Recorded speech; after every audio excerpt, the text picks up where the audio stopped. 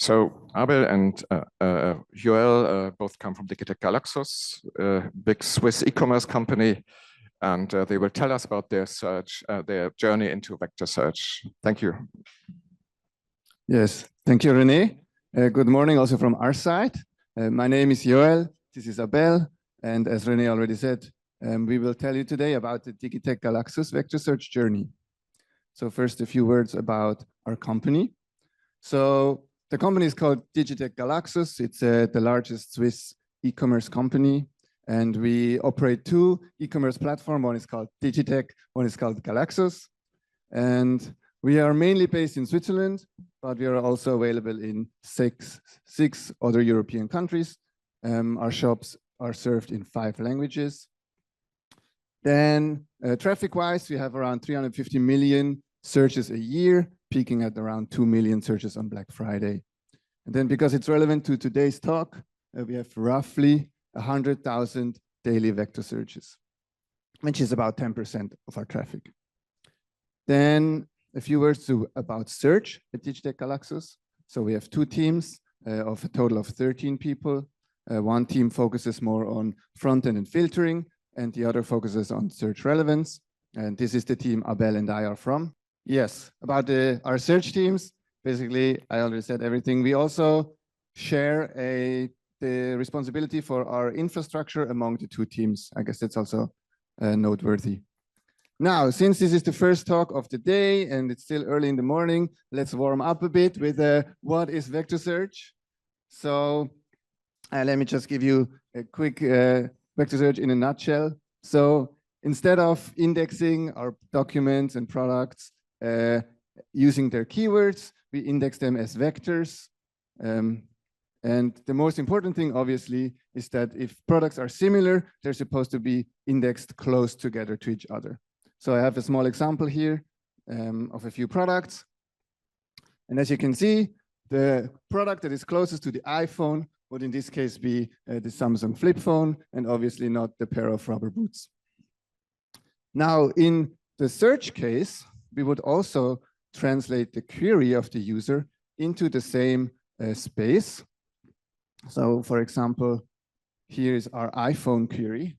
And because the vector space is designed in a way that similar things are close to each other, the iPhone would naturally be, the query would naturally be close to the product iPhone.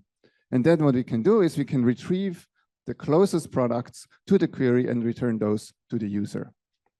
That is vector search in a nutshell.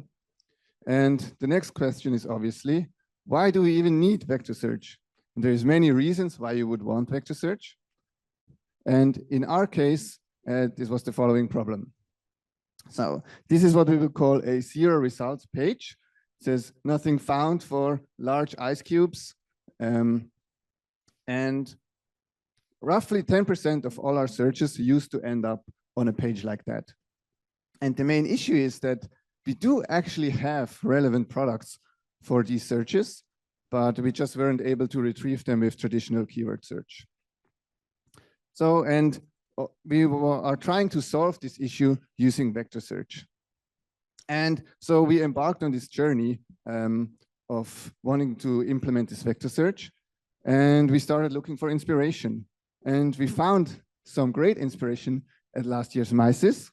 And especially these 2 talks. I know Roman is somewhere. Thank you for this great talk. And it was really inspiring. And we hope that today's talk can be inspiring to you in the same way these talks were to us last year. And for the rest of the journey, I would hand over to Abel. So we fixed the screens, but I cannot see my notes, so I will have to improvise a little bit. So now what I will do, I will show you is some results we got from vector search. But before I start telling you about the results from vector search, let me give you let me explain you our process for experimentation. So we start actually with a model factory, and in the model factory, what we want to do is actually, it's a light model factory. We just want to train as many models as possible because we want to test and fail as soon as possible. That's the main goal. Then we want an offline evaluation that we also keep really light. We don't want to index all the products and spend like hours just to calculate the NDCG and the precision. So we just want to see in the offline evaluation, is this idea promising, yes or not? And in most of the cases, it's not. Maybe we just created a bug and we have to find it really fast. The next part is actually just do a human evaluation. And the human evaluation, the goal is to answer the following question. Is there any risk of starting an A/B test to test our idea? Yes or not? During the last month, we are in the process of enhancing the human evaluation with LLM as a judge. So I think this week, we are going to start an experiment also with vector search and trying to correlate the LLM as a judge evaluation with the results from an experiment. But we will have to wait. And the decision is if the model is good or not. It's not going to be because of our offline evaluation tell us. So not because precision or NDC just increase. It's not because the human evaluator is going to tell, actually the model is good. Because in some cases, I thought the model was going to be better than the previous one, and it was not the case. So at the end, the users are the ones who are going to decide, this is the best model, yes or no. Quite simple. And this should be an inspiration. I think the way you should implement it should depend on the resources you have. And let's go back to vector search. So for vector search, there are three main challenges that we encountered last year. The first one is about how long does it take to index all the products? No, something that it takes a lot of time. Sorry. The other one is how long does it take to retrieve the documents so that the user see it? So the latency at the query time. And the one we are going to focus in this presentation is, are the results, the quality of the results good or not? This is the focus of today's presentation. Now, before we actually start looking at is vector search good or not compared to our baseline, these 0 result pages, we need a way to measure it. So how can we measure? Because we cannot compare simply the click-through rate in vector search with the 0 result pages. Why? Because we don't have any clicks in the 0 result pages, quite obvious. So we need to define a new metric. And the metric we define is what we call the search success rate, that it's basically similar to the click-through rate. But what we do is actually, we look at all the clicks that occur within a time windows of 30 seconds. And it doesn't have to be in the search. Some users can navigate because they say, we don't find anything useful in this search page. They can go to the brand page and click there. They can go to the home page, then back to another page, and then click on the product. So it's everything that happens within the first 30 seconds. Now we have a way to measure success. Now,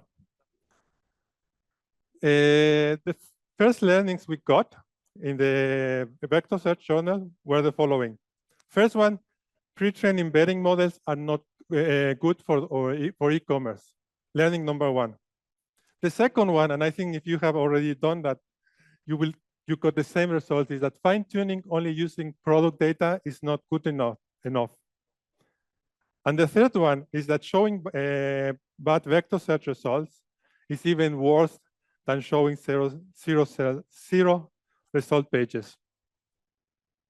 Now, this is an example of a pre-trained model, the results of a pre-trained model. If you're looking for ice cube big, does it make sense for you? Do you like some kind of teddy bears? So the answer is no. And this is the model we are using for this result. It's a small model. You can claim, okay, this model is not good for multilingual, but we also compare with other multilingual models, and it was better, but it was never good iteugh to have it in our shop. So we have to improve the model. We have to fine tune. So we did some fine tuning in our first iteration, in our first model that we say, okay, we can launch it for a vector, for an A/B test. We got this result. And I think this is, for me, the most interesting result that we got at the beginning of our journey. What does this plot tell you?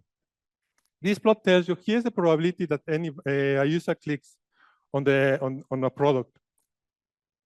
Here in the x-axis, we have the time. So after the user search for the query, do they click or not? And the blue line is our baseline, our zero result pages.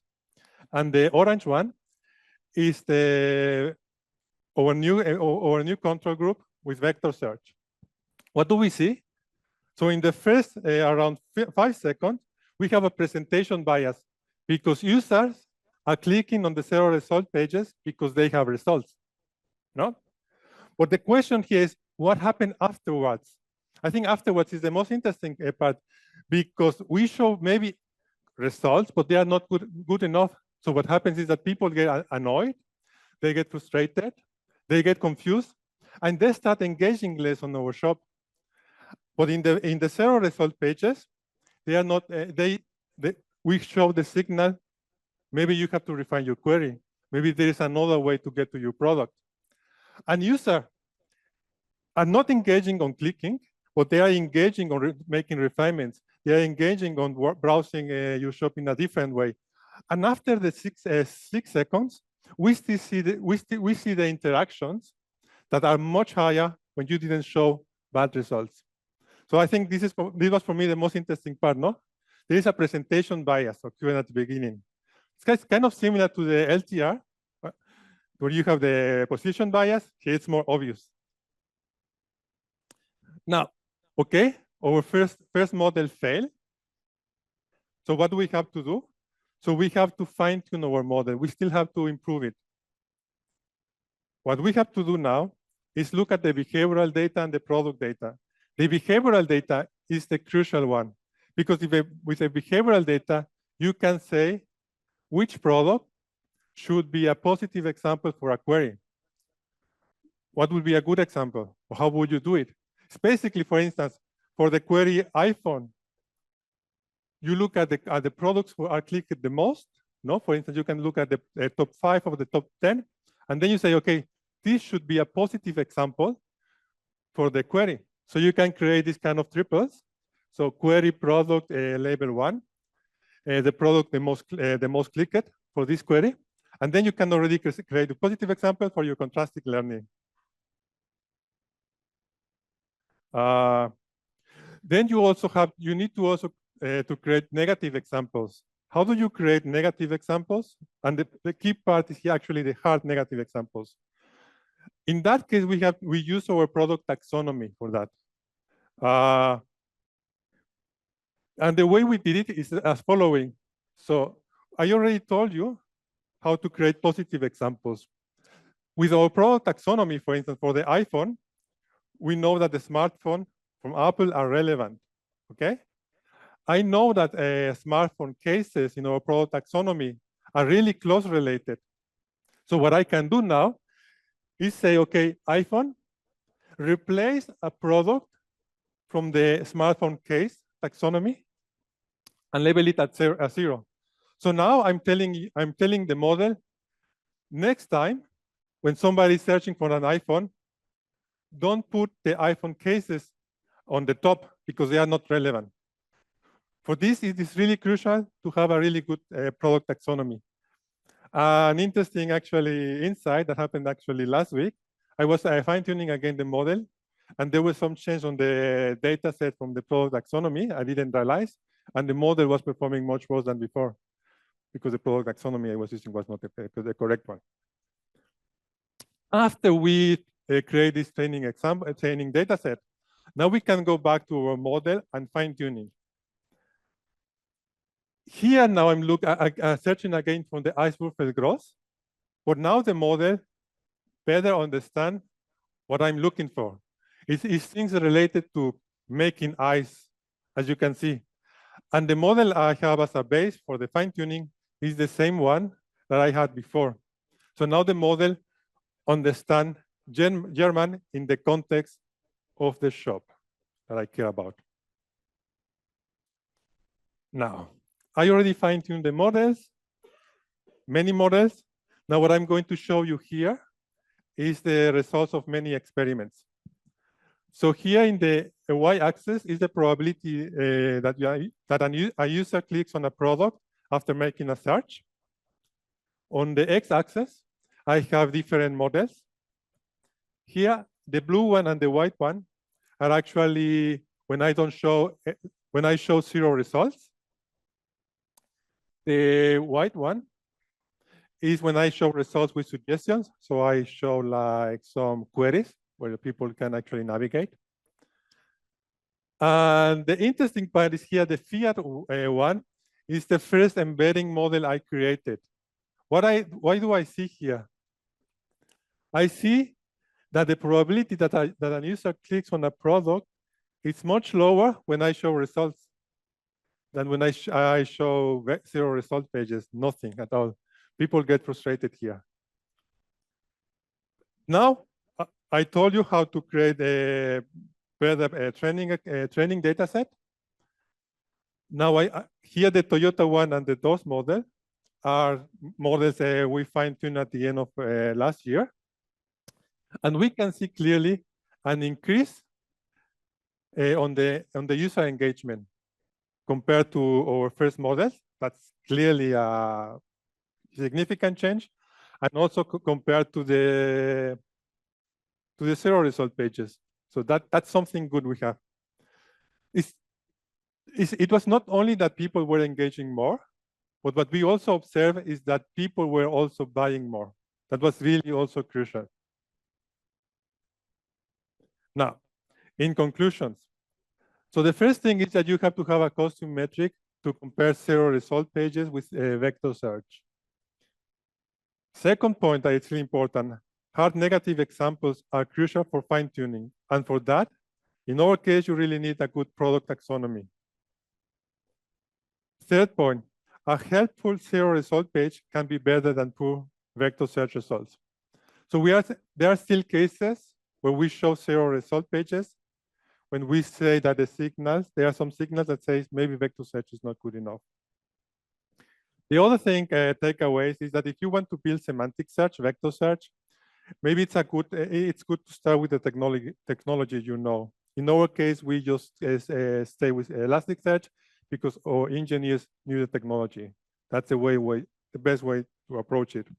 Because at the beginning of our journey, we didn't know if it was going to be successful. No, our first experiment says it's really bad. The second one, implementing semantic search is not enough. You must prove its value both for user and the business. So people should buy more because of introducing vector search, not only clicking more. So what is in our outlook? So for the last 2 months, we have already started doing hybrid search for low performance queries. What we have also started doing a few weeks ago is improving our embedding model. And the problem with that we noticed with our embedding model is that it seems that because of the presentation bias in the keyword queries, it was having a negative, or it was creating bad examples, positive examples in our training data for the fine-tuning. A good example is here, bicycle. So if you go to our shop and search for bicycle, you will get these poker cards. Yes. Why? Because there is a brand with the title bicycle. But the problem, and here's the presentation bias. No, because if I use this data for training my model, it will say relevant products are poker cards. I fine-tune my model, and I search for bicycle in the vector search. I get even much worse results because I'm not going to get only the bicycle poker cards, but poker cards from all the places. No. So now what we are doing is trying to fix this presentation bias. And the way we are doing or trying to do it, that's our next experiment, is again by looking at the product taxonomy. Yes, and that's it. Thank you very much. Thank you.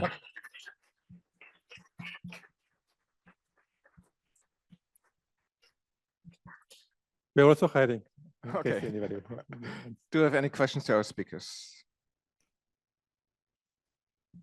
Hi, thanks for the talk. It was interesting. I did have a question because we've also done this. We've also gone through this process. And one of the first things that we... Closer. Oh, much clear.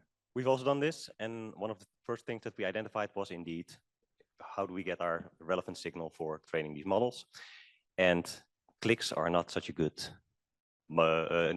signal, because indeed, if you show bicycle poker cards for a search query like bicycle, people will click it anyway just because it's there. Yes. Did you consider using other signals? Actually, what you are saying is not a good signal. Maybe I will reframe it differently. So how can I remove this false positive from the training data set using clicks? What you can do is also looking at the product taxonomy. For instance, in the case of smartphones, or on the case of iPhone, what will happen sometimes is that people click maybe on a Xiaomi iPhone, no? So what can you do? So you also look at what are the brands that are clicked the most, no? When people are searching for iPhone, what are the product types that are clicked the most when people are looking for iPhones? And then you can filter. It's not about looking at the top 5 most clicked products, but which property do this product have?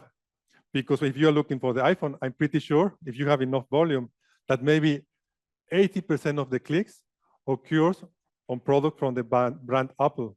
So you can say, even if this smartphone from Xiaomi is on the top 5, remove it because it looks that it doesn't belong to this product taxonomy where that is clicked the most when people are searching for that. So it's not about, yes, it's a bad signal, but we can try to fix it. He wants to ask again, I think. Yeah, we don't have that much time. I want to hand over to the next person, but I guess you can follow up after the talk. Sorry.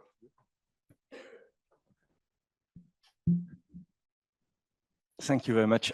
Very quick question. Do you also include in your positive example the stuff that clicked in this session that you created, you know, from zero result page, people refining or going next to some category page? Do you also include that in your training example?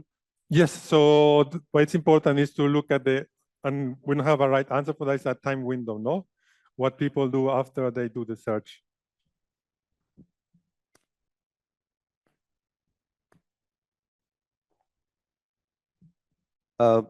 Great talk, thank you. What was the base model you started with for your fine tuning? I think it's this one. So the base model we use for fine tuning that went into production is the old mini LM-L6 V2. Yes. Thank you. Sorry, I missed that. Yes. Okay. Do we have any further questions? I think there's one. There's one. Thank you, great talk. Can you show again the no results UI that you had at the beginning? Because one thing I noticed with vector search is that you always have results, even if they are very, very vague. And you have an amazing no results experience. Like this is breaking down the query, even showing the number of hits and example products. I guess this UX brings value. So I'm wondering, there must be cases like even with your advanced model, 57 uplift, 17 uplift on this, there must still be cases where the vector search results experience is less good business KPI wise than this. Yes. How do you save the no result experience in a vector search world? So that's a good point. Do you want to answer that? Because yes. So we had the same question, of course, and with our experiment that we knew there must be a segment where vector search is bad. So we were looking for signals, and I guess the naive way of doing it would be trying to define a threshold for vector similarity. But in our case, we found that it didn't really work. So we defined a heuristic where basically we said if the diversity of results coming from vector search is too large, we will just not show it because we assume that the model did not understand. Yeah, and again, you need a good taxonomy for that, right? yes, Yes. taxonomy is pretty good. All right. Any further questions? All right, so then, oh, there's one. No, we had time, sorry. So, yeah, another round of applause to our speakers. Thank you.